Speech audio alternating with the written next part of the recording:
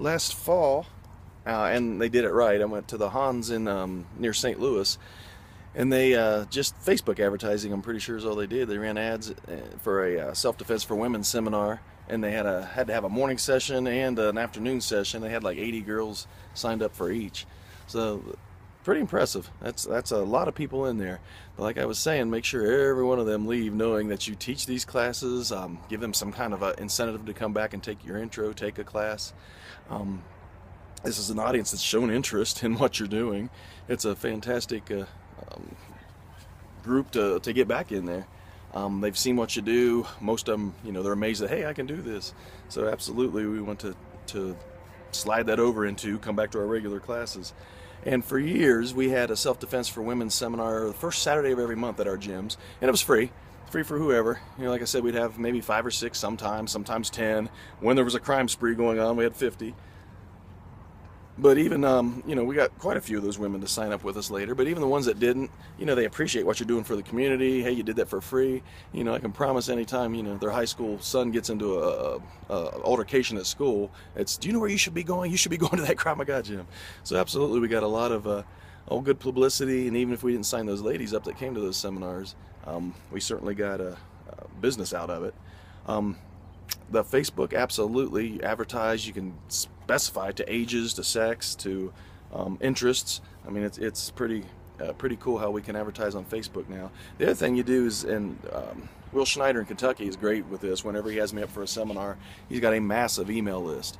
Anyone who's ever contacted you for anything, you should have their email address somewhere. And then you got an email list whenever you do have one of these seminars. Boom, they've contacted you once about something, whether it was another seminar or coming in for lessons that they never followed through with.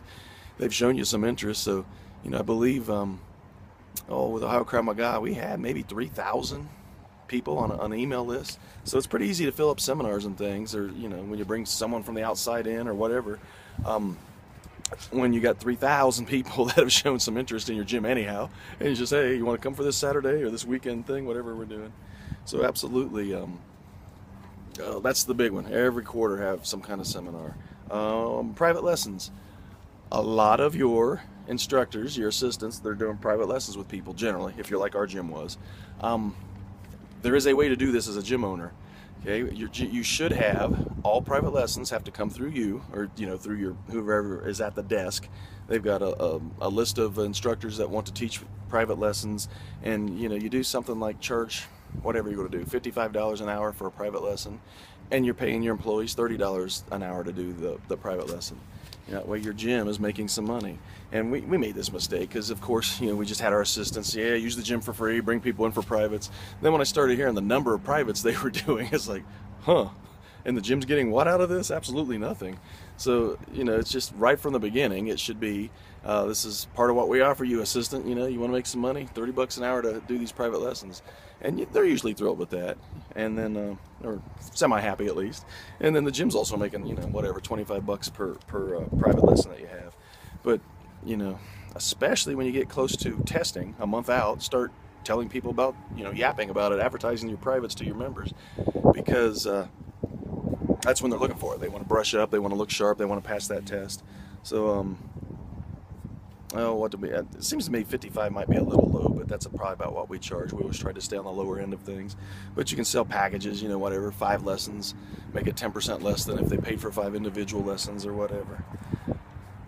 CCW, CPR, I mean, we've always got people that can teach these things that want to use our gym. Just figure out a percentage you think is right for you to get back from it. Again, I had a lot of friends that I let do a lot of free stuff in my gym over the years, and it's like, I got bills to pay. This place isn't cheap. A lot of you have, who knows what, $3,000 and $4,000 and $5,000 a month rent. You got payroll, you got all this stuff. So absolutely, CCW is something that's right up our alley, self-defense. Matter of fact, if I were going to go back and have that gym, I would have taken that course to teach the NRA CCW class. Just a moneymaker. I know our Longview, Azar and those guys, they make a fortune with the CCW. They know how to advertise it on Facebook. They've got full classes all the time. So absolutely, that's a good moneymaker. Gun safety, all that kind of stuff. Oh, your CPR, your first aid, any class that people want to run. Again, you just have a set percentage that you want to make from it. Some of the stuff you have to go out and find people. You know, we've done many times, went around and hit people up. Real estate agents, that's a good one. They need, you know, they go out and show those houses to people out in the middle of nowhere, and they're meeting a stranger. They need some self-defense. Security guards, bouncers. You know, again, these groups may have heard of you and come to you already, but you may have to go find them. You know, anytime I'm in a bar, hey, where's your bouncers at? Hey, come here, man. You got any training? What kind of training are you doing? Hey, here's what we do. Yeah, it's kind of cool. They'll bring you into the bar when it's closed for 2 or 3 hours, teach their whole staff. This is just, again, stuff to go out and find.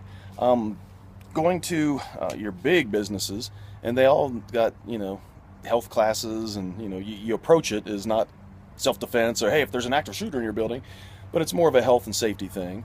And, you know, they got budgets for this stuff. They need people to come in and teach their entire, you know, whatever, 500 employees, some kind of health and fitness.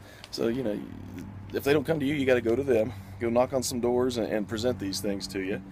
Another one I was never real big in, but sometimes it worked out. People wanted to rent the building, whether it was for, you know, whatever, a party, or for just a couple hours on an evening we're not open, or they wanted to teach something else out of your out of your gym, you know, yoga, whatever. Again, let's just figure out what percentage you need. You know, you don't. If you want that money, it's certainly got to be non-competitive to what you're teaching. It's got to be when you're not open. But, you know, Sundays, for instance, our building's almost always sitting empty. If somebody wanted to rent it out for something, cool. Just let them know they're absolutely responsible for cleaning it. And if I have to clean it, it's going to cost you a couple $100 extra. So, you know, most of us have pretty big buildings that people seek out for different things. So you might even put the word out that you've got that there for that. Again, I was never real big on that because I didn't like strangers in my building, but, and then a lot of you, whether you go seek them out or they seek you out, there's a ton of, not the YMCAs, but your individual little community centers and different groups, yoga schools, jazzercise schools. They would hit us up about somebody to teach once or twice a week, teach Krav Maga at our place once or twice a week.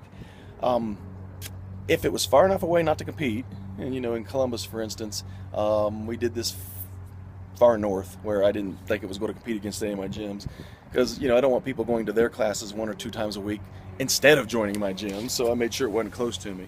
But anyhow, this was always a very good place. When I had assistant instructors who wanted to be instructors, they needed the experience, they needed to teach some classes. Hey, this is cool, go do it. You know, whatever they were going to pay, 25, 30 bucks a class, and they just wanted somebody to, you know, run even just a couple of months worth of classes.